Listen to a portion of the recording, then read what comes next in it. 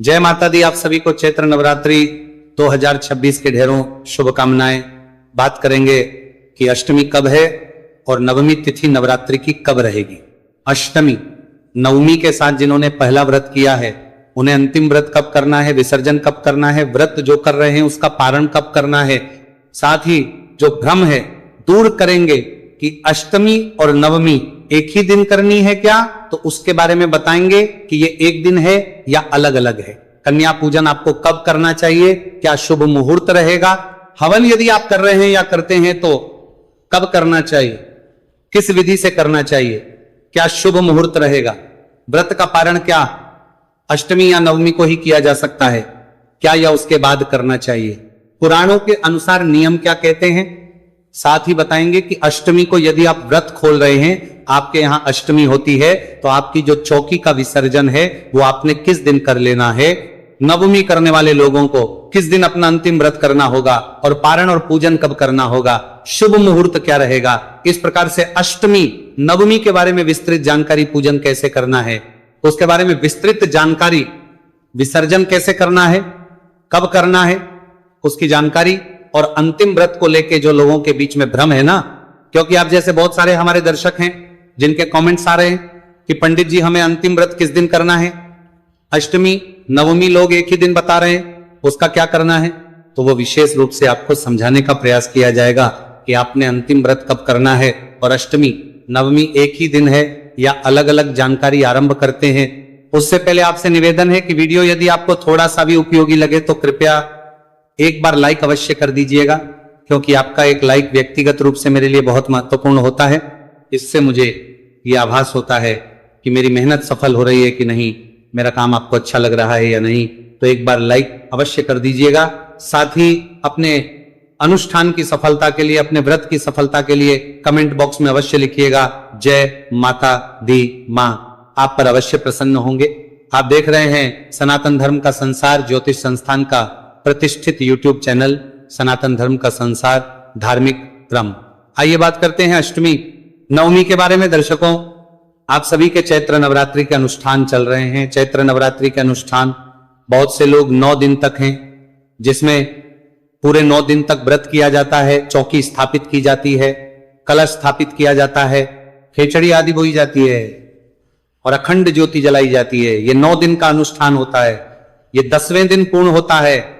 साथ ही कुछ ऐसे भी भक्तगण हैं जो माता का व्रत करते हैं पहला और अंतिम, और कुछ करते हैं प्रथम 2 दिन और अंतिम 2 दिन, इस प्रकार से जोड़ा किया जाता है।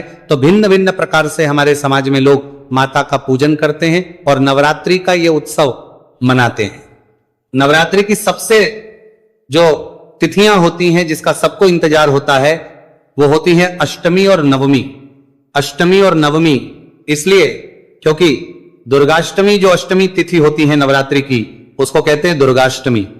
दुर्गा अष्टमी को अंतिम दिन की पूजा की जाती है और इस दिन कंजकें, कन्या पूजन किया जाता है, कंजकें बिठाई जाती है और कन्या पूजन के साथ ही नवरात्रि का यह पर्व पूर्ण होता है। वहीं समाज में एक ऐसा ही वर्ग भी है जो कि नवमी को पूजन करता है, वो नवतक आराधना करता है देवी की, और नवमी के दिन कन्या पूजन किया जाता है, कंजक बैठाई जाती है और इस प्रकार से वो अपने अनुष्ठान को पूर्ण करते हैं। अब बहुत से लोग सवाल कर रहे हैं पंडित जी क्या उचित है, अष्टमी को कन्या पूजन करना या नवमी को कन्या पूजन करना। देखिए, दोनों ही उचित हैं, दोनों ही शास्त्र अनुसार हैं। महानवमी चाहे महादुर्गा अष्टमी, दोनों पर जिस भी दिन आप करना चाहें कर सकते हैं। ये इस पर निर्भर करता है कि आपके यहां कब होता आया है। अगर आप अष्टमी होती आई है आप अष्टमी कीजिए, जिनके यहां नवमी होती आई है आप नवमी कीजिए। कन्या पूजन का जो विधान है शास्त्रों में वो अष्टमी को भी है और नवमी को भी है। तो ऐसा नहीं है कि अष्टमी को जो कन्या पूजन करते हैं वो कुछ अनुचित करते हैं या ये कहें कि इससे आपको पूर्ण फल प्राप्त नहीं होता, ऐसा नहीं है। अष्टमी को भी कन्या पूजन उतना ही शुभ और मंगलकारी है जितना कि नवमी को। अंतर जो है ना वो कन्या पूजन से उत्पन्न नहीं होता, अंतर उत्पन्न होता है विसर्जन से। अंतर उत्पन्न होता है कि आप 9 दिन का अनुष्ठान अगर है तो पूर्णता कब होगी।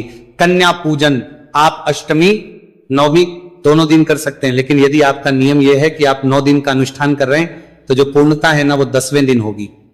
अगर आपने चौथी बिठाई है, 9 दिन का अनुष्ठान रखा है तो जो विसर्जन आप करेंगे ना वो 10वें दिन करेंगे। ये शास्त्र की विधि है, ये मेरी बनाई हुई विधि नहीं है, ना मैं अपने मन से बता रहा हूं। पुराण कहते हैं कि 9 दिन का दुर्गा अनुष्ठान होता है, 10वें दिन उसका पूजन हवन और विसर्जन होता है। तो यह विशेष रूप से आप लोग ध्यान रखिएगा कि जिसने यदि 9 दिन का अनुष्ठान किया है तो वो कन्या पूजन नवमी को करेंगे। लेकिन जो विसर्जन होगा, माता की चौकी आपने लगाई है, अखंड ज्योत जो जली है वो 10वीं को ही विसर्जित होगी, 10वीं को ही हटाई जाएगी, उससे पहले आप उसे नहीं हटा सकते। प्राणों के अनुसार यह दोष जनित है कि लोग अष्टमी करते हैं, अष्टमी को कन्या पूजन करते हैं और कन्या पूजन के साथ ही जो ज्वारे आपने बोए हैं उसका विसर्जन कर देते हैं। आपने माता की चौकी लगाई थी वो 8वें दिन ही कर दी जाती है, और 8वें दिन ही आपने जो कलश स्थापित किया था उसका भी विसर्जन कर दिया जाता है। यह अनुचित है, ऐसा नहीं करना चाहिए। आप अष्टमी का व्रत करते हैं, नवरात्रि पूर्ण करते हैं, माना जा सकता है, परंतु आप विसर्जन कर देंगे। नवरात्रि का अष्टमी को यह नहीं माना जा सकता। विसर्जन जो है वो 10वीं तिथि को ही कहा गया है। जितने भी हमारे दर्शक हैं वो इस चीज को ध्यान दें कि अष्टमी अगर आपके यहां होती है तो अष्टमी कन्या पूजन के लिए कही गई है, अष्टमी आपके व्रत की पूर्णता लिए कही गई है, परंतु अष्टमी माता के नवदुर्गा जो आपने नवरात्रि का जो अनुष्ठान किया है उसके विसर्जन के लिए नहीं कही गई है। आपको 10वीं तिथि के दिन शुभ मुहूर्त में ही पूजन आदि करके विसर्जन करना चाहिए। यह बड़ी जानकारी थी जो आपको देना आवश्यक था। अब बात करते हैं जी कि अष्टमी किस दिन है और कंजकें जो हैं उनको कब बैठाना चाहिए, क्या शुभ मुहूर्त रहेगा, नवमी किस दिन है और कंजकों को कब बैठाना चाहिए, किस प्रकार से व्रत को पूर्ण करना चाहिए। तो अष्टमी वाले दिन आपको सूर्योदय पहले उठना चाहिए, उठने के बाद स्नान आदि करके स्वच्छ वस्त्र धारण कीजिए। स्वच्छ वस्त्र धारण करके आपकी जो दैनिक पूजा है ना वो उसी प्रकार से चलेगी जैसे कि अभी तक चलती आ रही थी। आप उसी विधि से आपने केतली बोई है, ज्वारे बोए हैं, माता की स्थापना की है, कल स्थापित किया है, उसी विधि से आप पूजन कीजिए। से देवी का पूजन करेंगे, विधि विधान से स्नान कराइए, तिलक लगाइए, वस्त्र अर्पित कीजिए, आप भोग लगाइए माता को, पुष्पों की माला अर्पित कीजिए माता को, तांबू अर्पित कीजिए माता को और माता को प्रणाम करके प्रार्थना कीजिए। इस प्रकार से आपने पूजन करना है। पूजन करने के बाद आप हवन कर सकते हैं, हवन करने के बाद आपने कन्या पूजन करना है। अब यहां पे एक सवाल ये आता है कि पंडित जी पहले कन्या पूजन करें या पहले हवन करें। तो पहले हवन करें फिर कन्या पूजन करेंगे, हवन के तदोपरांत ही कन्या पूजन होगा, इसका ध्यान दीजिएगा। एक सवाल हमारे पास आपका यह भी है कि पंडित जी कन्याओं को क्या नहीं देना चाहिए, ये विशेष रूप बताएं और क्या देना शुभ रहता है। देखिए, कन्याओं को आप कोई भी अच्छा उपहार दे सकते हैं। उपहार में आप उन्हें पढ़ने लिखने से संबंधित जो भी सामग्री है वो दे सकते हैं, कॉपी दे सकते हैं, ज्योमेट्री बॉक्स दे सकते हैं। इसके अतिरिक्त आप उन्हें लंच बॉक्स दे सकते हैं, पेन पेंसिल आदि बैग आदि भी दे सकते हैं जो उनके उपयोग का भी होगा। आपको क्या नहीं देना चाहिए, देखिए एक तो आजकल आप प्लास्टिक की सामग्री का प्रयोग बहुत अधिक होने लगा है। अगर आप प्लास्टिक की वस्तुओं से बच सकें तो बहुत उत्तम रहेगा कि आप प्लास्टिक की ना दें। और जो विशेष रूप से मना ही है ना वो है नुकीली वस्तुएं, तीखी वस्तुएं या कांच से बनी हुई वस्तुएं। कांच की जो सामग्री है वहां आपको नहीं देनी है। कन्याओं को काले वस्त्र आपको नहीं देने हैं। काले रंग की कोई भी सामग्री जो है वो आप कन्याओं को उस दिन नहीं देंगे। यदि आप कन्या पूजन में कपड़े आदि लाके दे रहे हैं तो वो भी काले रंग के, ब्लैक कलर के नहीं होने चाहिए। इसको बेहद ही अशुभ माना जाता है। काला रंग कन्या पूजन में सर्वोत्तम है, इसीलिए अगर संभव है तो आप लाल रंग के वस्त्र और लाल रंग की ही लेकर आएं, उत्तम रहेगा। और अष्टमी के दिन कन्या पूजन करें। कन्या पूजन में जब कन्याएं आपके घर आ रही हैं तो सबसे पहले उनका भक्ति भाव से स्वागत करें, क्योंकि एक प्रकार से आपके यहाँ 9 दुर्गाएं आ रही हैं। 9 दुर्गा आपके घर पे पधारी हैं। 9 दुर्गाओं का स्वागत कीजिए, उनको बिठाइए। चौकी है तो चौकी पर बिठाइए, अन्यथा जो भी आपके यहाँ उपयुक्त आसन है उस पर बैठाइए। बैठा के उनका शुद्ध जल पैर धुलाइए, पद प्रक्षालन कीजिए, उनका प्रेम से पद प्रक्षालन कीजिए, अच्छे कपड़े से उनको पोंछिए। ये माता स्वयं आपके घर पर आज पधारी है। पैर धोने के बाद, पैरों को पोंछने के बाद उन्हें तिलक कीजिए। रौली कुमकुम आदि का तिलक करना है, अक्षत अवश्य लगाना है और मौली अवश्य बांधनी है। इसके बाद उन्हें आसन पे बिठाइए, प्रेम पूर्वक उन्हें हलवा, पूरी और छूले, काले चने जो होते हैं ना छूले, ये प्रसाद के रूप में, भोग के रूप में प्रदान कीजिए, उनको खिलाइए। आज के समय में जो कन्याएं हैं वो नहीं खा पाती है। कई बार छोटी होती है कन्याएं तो इसलिए भी नहीं खा पाती हैं, जितना भी वो खा सके अगर ना खा पाए उनका एक मुंह झूठा करा के ही बेशक बाकी जो है बचा हुआ सामग्री उसको आप पैक करके उन्हीं को दे दे। इसके बाद कंजकों को आप जो सामग्री लाए हैं उनके लिए उपहार स्वरूप जो भी भेंट लाए हैं वो भेंट एक एक करके दे और उनसे पैर छूकर आशीर्वाद ले और उनको विदा करें। इस प्रकार से आप कन्या पूजन करेंगे। कन्या पूजन की जो सामग्री है ना उसको भी पूजित करना आवश्यक है। वो क्या करते हैं कि सामग्री लाते हैं, रखा देते हैं, कंजकों को भोजन कराते हैं और उनको ऐसे ही उठा के दे देते हैं। ये अनुचित व्यवस्था है, अनुचित व्यवहार है उस सामग्री का। सुबह के समय जब आप पूजन कर रहे हैं ना उस समय उनको पूजना है। पूजना कैसे है कि उन्हें पहले जल से, गंगा जल युक्त जो जल है ना उसे छींटे दीजिएगा।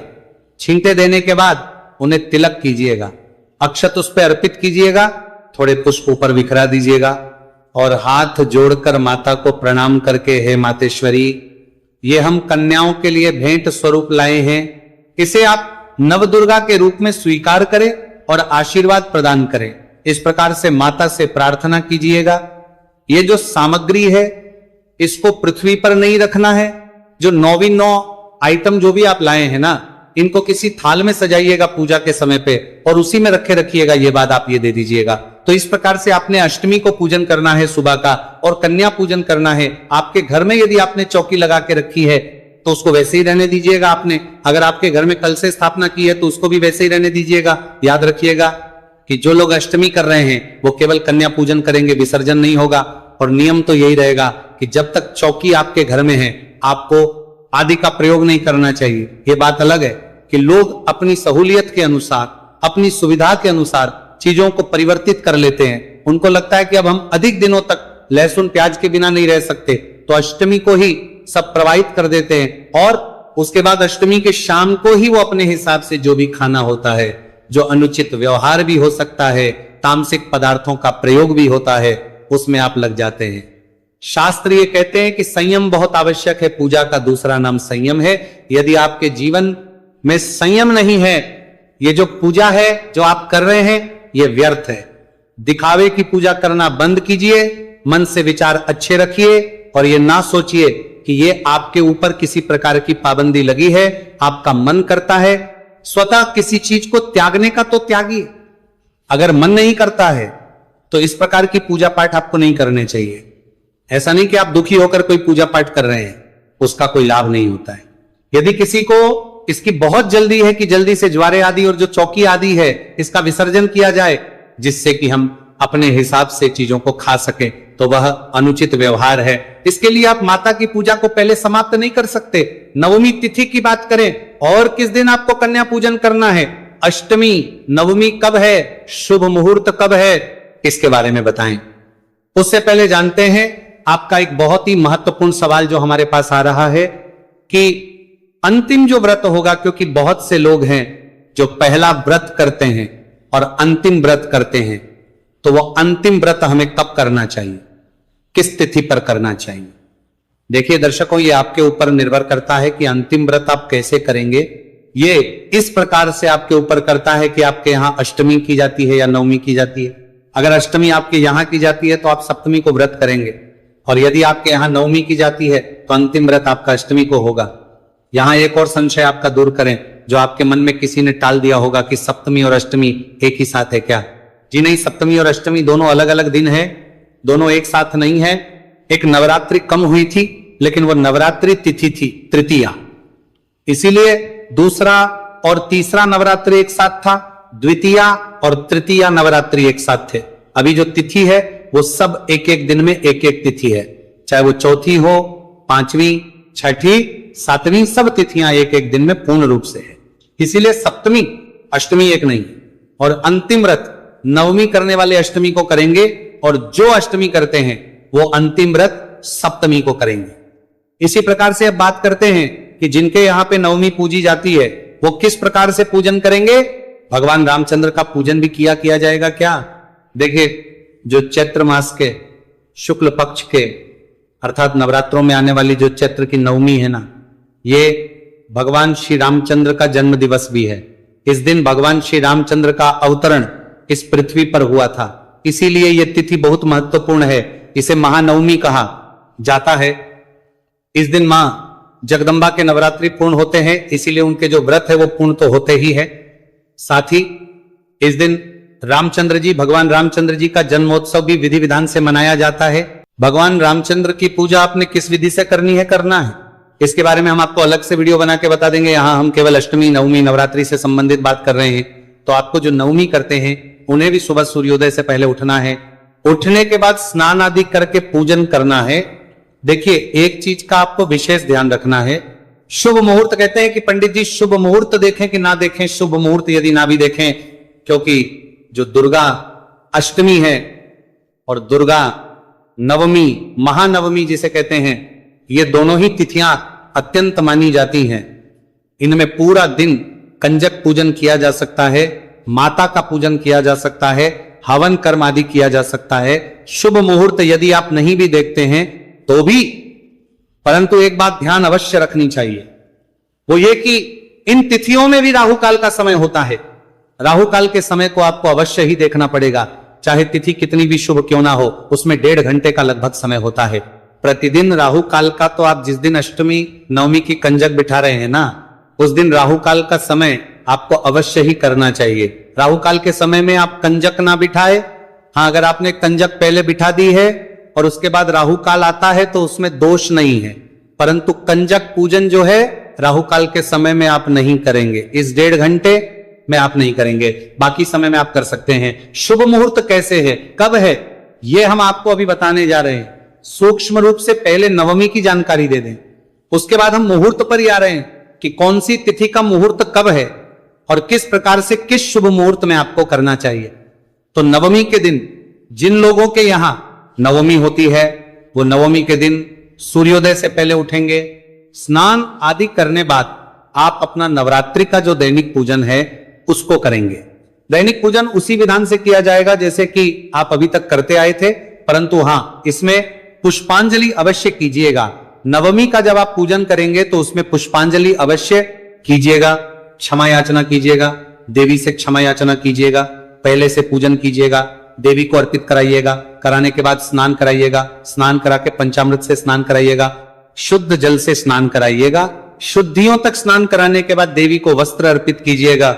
आप अष्टमी व नवमी को माता को श्रृंगार की सामग्री अवश्य ही अर्पित करनी है, यह हम बता रहे हैं सभी के लिए। नवमी को बीजे का अर्पित करनी है, और चाहे आपने 9 दिन का अनुष्ठान रखा है, चाहे आप केवल अष्टमी नवमी करते हैं, एक ही दिन करते हैं, आपको इस दिन माता को श्रृंगार की वस्तुएं अवश्य अर्पित करनी चाहिए। अगर अधिक ना ला सके तो मांग में भरने के लिए सिंदूर, काजल, बिंदी, चूड़ियां और नेल पेंट, ये 5 चीजें तो आपको अवश्य रूप से माता को अर्पित करनी ही चाहिए। और अगर 5 ना कर पाए तो आपको मांग का सिंदूर और चूड़ियां अवश्य रूप से माता को चढ़ानी चाहिए इस दिन। और लाल रंग का कोई वस्त्र, जैसे कि आप साड़ी ले सकते हैं, कोई अच्छी साड़ी ले सकते हैं या फिर कोई चुनरी ले सकते हैं, जैसी आपकी सामर्थ्य हो। मैं नहीं कहूंगा कि आपको बहुत महंगा ही लेना है, आप अपनी सामर्थ्य के अनुसार लीजिएगा। और ये ध्यान रखिएगा कि आप जब भी पूजा पाठ करें सामर्थ्य के अनुसार करें। प्रभु कहते हैं कि जैसा मैंने आपको दिया है, जितना मैंने आपको दिया है उसके अनुसार ही आप मुझे अर्पित करें, मैं सदा प्रसन्न रहूंगा।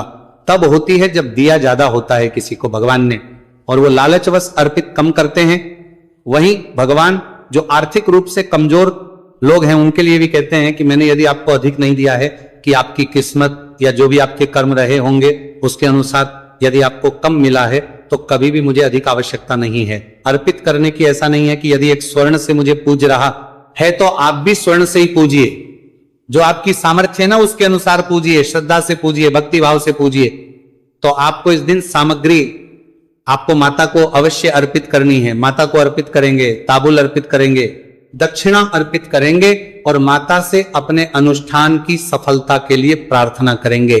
जो पूजा विधि है अंतिम दिन की, वो पूजा विधि का हम विशेष वीडियो बनाएंगे आपके लिए, उसको आप अवश्य देख लीजिएगा। यहां पर केवल हम कन्या पूजन से संबंधित जो लोग, क्योंकि देखिए सभी लोग जो है पूजन नहीं करते हैं, इसीलिए कन्या पूजन से संबंधित आपको जानकारी दे रहे हैं और जानकारी दी जा रही है कि अष्टमी, नवमी, सप्तमी कब करनी है, अंतिम व्रत कब करना है। जो सामान्य जानकारी होती है सभी के लिए, वो जानकारी इस वीडियो में प्रदान की जा रही है। पूजा के लिए हम आपको अलग से वीडियो बना रहे हैं जिसमें आपको अष्टमी की पूजा, नवमी की पूजा, विसर्जन विधि ये बताई जाएगी। तो इस प्रकार से आप पूजा करने के बाद हवन करेंगे। हवन के बाद कंजकों को आप बुलाएंगे, कंजकों का स्वागत करेंगे और कंजक पूजन की विधि जो हमने अभी आपको बताई थी ना, कंजक कैसे बिठानी चाहिए, क्या अर्पित करना चाहिए अष्टमी के लिए, वैसे ही वो आपके लिए भी है, दोबारा बताने की आवश्यकता नहीं है। जो नवमी करते हैं उनको भी उसी प्रकार से कन्या का पूजन करना है और इसी प्रकार से वस्तुएं जो हैं उनको प्रदान करनी है। बात आती है कि सप्तमी, अष्टमी, नवमी तिथियां जो है वो किस दिन है, क्योंकि जो व्रत करना है वो किसी ने सप्तमी को करना है, किसी ने अष्टमी को करना है, कन्या पूजन किसी ने अष्टमी को करना है और किसी ने नवमी को करना है। तो इन तीनों तिथियों के बारे में आपके लिए जानना आवश्यक हो जाता है कि जो लोग सप्तमी का व्रत करते हैं ना, तो इस वर्ष चैत्र नवरात्रि 2026 में सप्तमी का व्रत आपको करना चाहिए। 25 मार्च को सप्तमी रहेगी। प्रातःकाल 7:41 से और 9:01 तक का समय शुभ रहेगा पूजा पाठ के लिए, और 11:01 से और 11:58 में भी शुभ मुहूर्त रहेगा। इसमें आप अपना पूजन आदि कार्य कर सकते हैं। और जो अंतिम व्रत कर रहे हैं सप्तमी का, वो इसी दिन करेंगे, क्योंकि कुछ लोग अष्टमी करते हैं ना, वो अपने अनुष्ठान को सप्तमी पर पूर्ण करते हैं। मैं यहां फिर बता दूं कि नियम कहता है कि आपको 9 दिन तक पालन करना चाहिए और 10वें दिन विसर्जन करना चाहिए। और अब बात करते हैं कि अष्टमी कब रहेगी। जो नवमी करते हैं वो अष्टमी को व्रत करते हैं, या पहला या अंतिम व्रत करने का जो नियम है, तो अष्टमी को व्रत करते हैं या अष्टमी को कन्या पूजन करते हैं, तो अष्टमी तिथि रहेगी 26 मार्च को।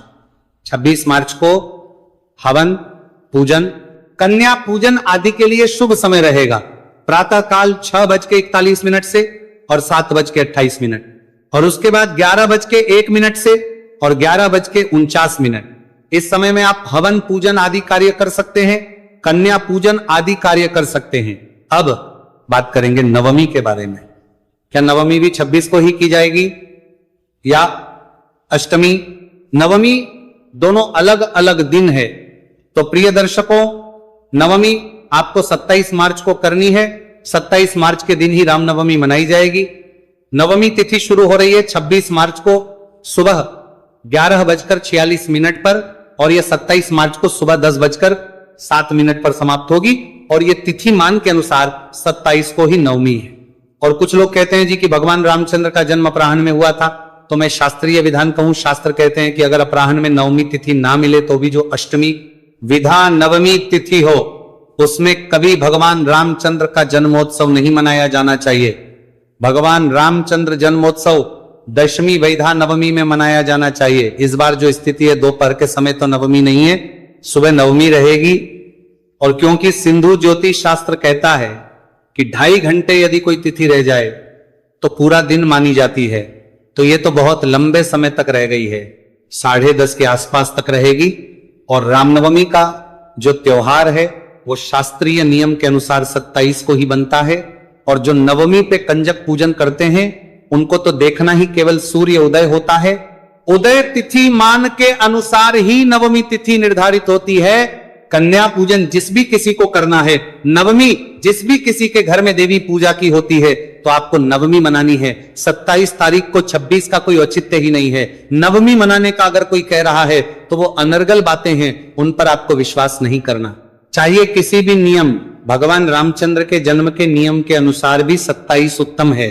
और क्योंकि देवी की पूजा तो उदया तिथिमान के अनुसार ही निर्धारित होती है नवमी तिथि में, तो इसीलिए अवश्य रूप से 27 और केवल 27 मार्च को रामनवमी का त्योहार मनाया जाएगा। ये थी जानकारी। अष्टमी कब है, नवमी कब है।